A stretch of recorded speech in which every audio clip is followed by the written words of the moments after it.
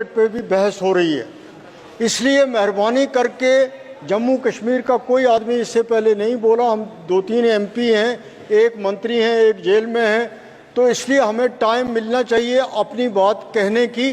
जहाँ पे कोई असेंबली नहीं है, कुछ भी नहीं है।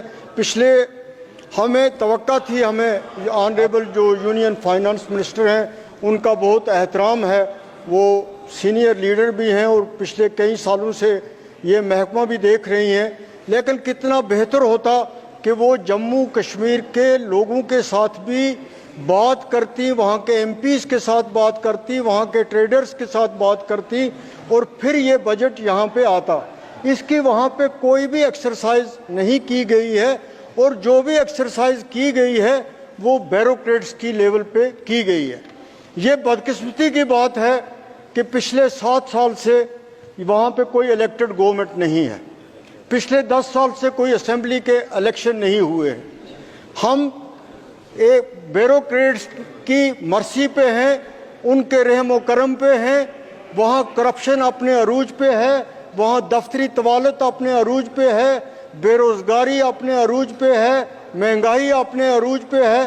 तो ये कितना बेहतर होता कि इन चीज़ों को देखने के लिए इस बजट को यहाँ पेश करने से पहले जम्मू कश्मीर के लोगों को भी, अगर वहाँ के लोगों के साथ भी खुद इसका जायज़ा जो है वो ऑनरेबल फाइनेंस मिनिस्टर लेती तो वो ज़्यादा बेहतर तरीके से इस बजट को समझ सकती।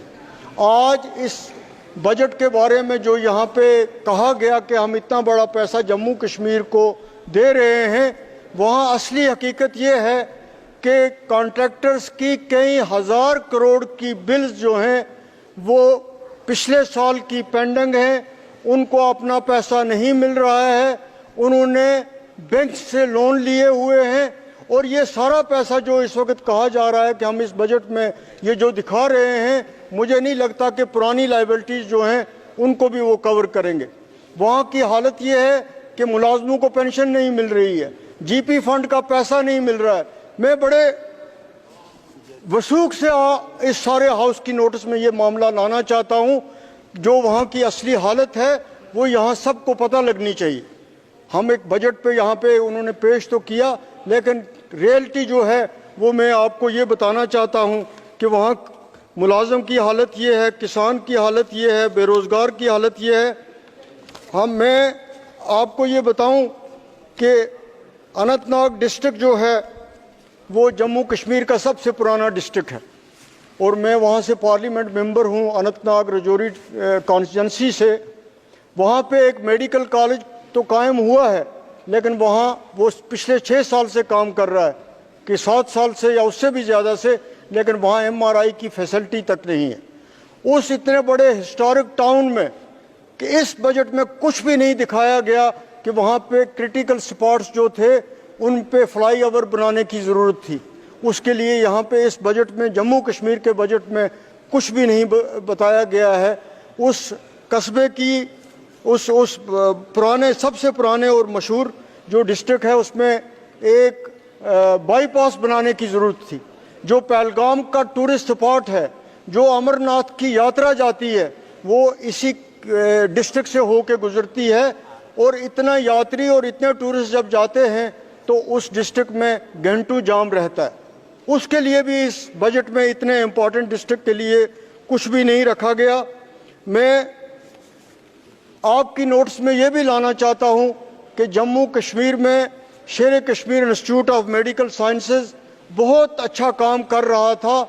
कश्मीरी डॉक्टर जो हैं वो अपने काम के लिए पूरी दुनिया में मशहूर हैं। जिस लगन और मेहनत से वो काम कर रहे हैं और जिस मेहनत से इस इंस्टीट्यूट को चलाया जा रहा था, अफसोस की बात है, परेशानी की बात है कि जिस तरह हमारी स्टेट ख़त्म की गई, इस तरह उस इंस्टीट्यूट की ऑटोनॉमी भी ख़त्म की गई और आज उसको हेल्थ और मेडिकल एजुकेशन डिपार्टमेंट के अंडर दे दिया गया है। और एक इंस्टीट्यूट जो एक पूरे जम्मू कश्मीर की खिदमत कर रहा था, वहाँ पे पूरे तरीके से काम मुतासर हो रहा है।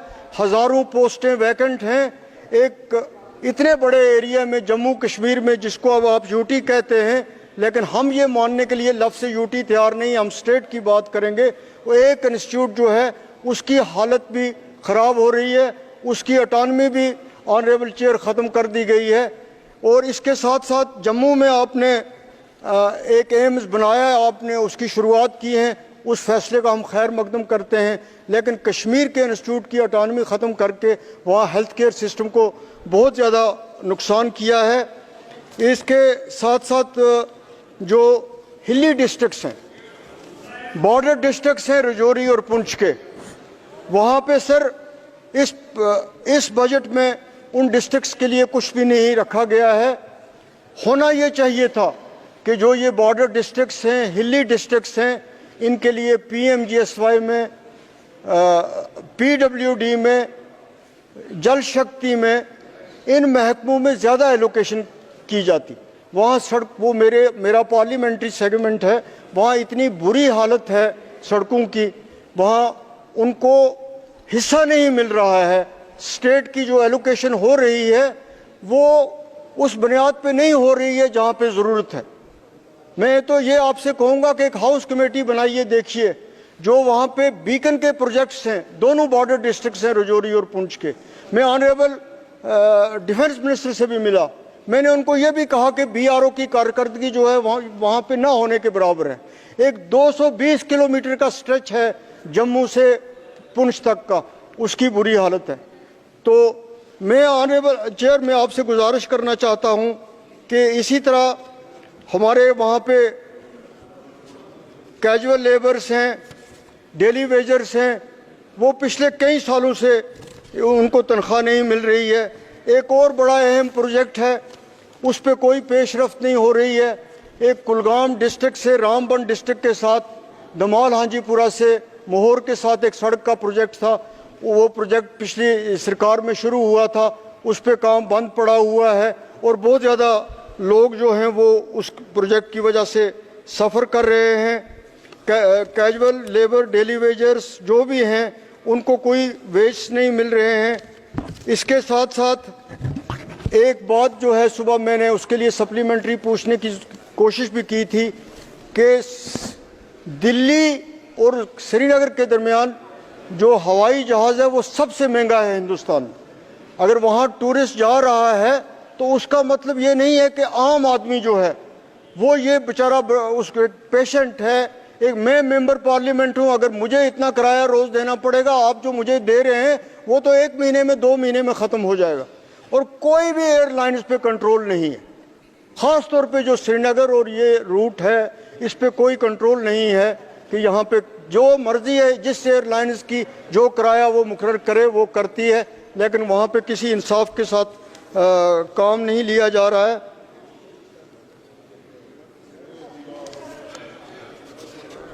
सर, पावर हमारा अपना हाइडल प्रोजेक्ट्स हैं वहाँ पे। सर 2 मिनट में ले लूँ। हाइडल प्रोजेक्ट्स हैं हमारे, वो नहीं चल रहे हैं, सरकार की नाअहली की वजह से वो नहीं चल रहे हैं। उल्टा बहुत ज़्यादा बिजली फीस जो है वहाँ पे बढ़ाई गई है और बिजली की फीस वसूल करने के लिए FIR लगाए जा रहे हैं। हम एक जमहूरी हिंदुस्तान का हिस्सा है। एक बिजली फीस पे अगर आप किसी के खिलाफ FIR लगाओगे, उससे ज़्यादा ज़्यादती क्या हो सकती है। ट्राइबल्स के बारे में बहुत ज़्यादा कहा जाता है। मैं जो यहाँ पे यूनियन बजट पेश हुआ, मैं भी ट्राइबल कम्युनिटी से बिलोंग करता हूँ, ना उसमें ट्राइबल्स के लिए कुछ है, ना जम्मू कश्मीर के बजट में ट्राइबल्स के लिए कुछ भी कहा गया है। कोई उसके लिए पैसा नहीं रखा गया है और मुझे कोई भी ये नहीं बता सकता है इस सरकार में कि ट्राइबल्स जो हैं उनके लिए क्या हो रहा है। कोई ये हमें बताए कि ट्राइबल का पैसा आया तो कोई 4 किलोमीटर की सड़क बनी क्या, कोई हॉस्पिटल बना उनके लिए, कोई स्कूल उनके लिए बना। लेकिन पब्लिसिटी इतनी दी जा रही है कि दूसरे लोग सोचते हैं कि ट्राइबल्स को बहुत कुछ मिल रहा है, चाहे कंट्री की लेवल पे हो, ख़ास तौर पे स्टेट की लेवल पे। सच तो ये है सर कि जो ट्राइबल, जो गरीब जंगल की ज़मीन में रह रहा था, जिसके लिए ये कहा गया कि ट्राइबल्स को फॉरेस्ट राइट एक्ट में हकूक़ मिलेंगे, उनको वो 5 या 10 मरला या 1 या 2 कनाल ज़मीन जिस पे वो बैठते हैं उसके मलकियत के हकूक़ दिए जाएंगे। 4-4 साल से लोग दरपदर हैं सरकारी दफ्तरों में, उनको कोई भी नहीं पूछ रहा है।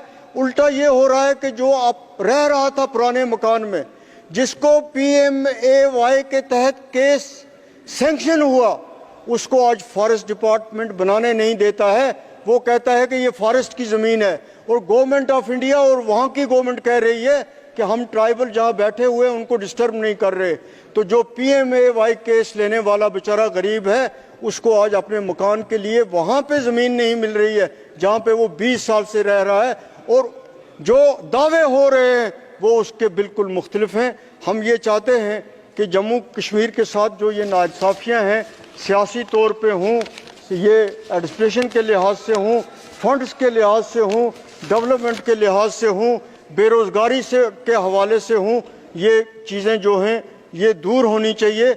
हमें तवक्का है कि ऑनरेबल ये फाइनेंस मिनिस्टर जब ये जवाब दें तो ये हमने जो कुछ कहा है, ख़ास तौर पे कॉन्ट्रैक्टर्स हों, बेरोज़गार हों, कैजुअल हों, उनके बारे में जो कुछ कहा है, या बॉर्डर डिस्ट्रिक्ट्स के बारे में कहा है। सबसे अहम बात थी सर, रियासी में रेल पहुंच गई है, कटरा से आगे रियासी है, रियासी से सिर्फ 40 किलोमीटर है रजौरी पुंछ का एरिया, लेकिन इस बजट में रजौरी पुंछ की रेलवे लाइन के मुताबिक कुछ नहीं कहा गया। बहुत बहुत शुक्रिया आपका। प्लीज श्री किरण रेड्डी जी।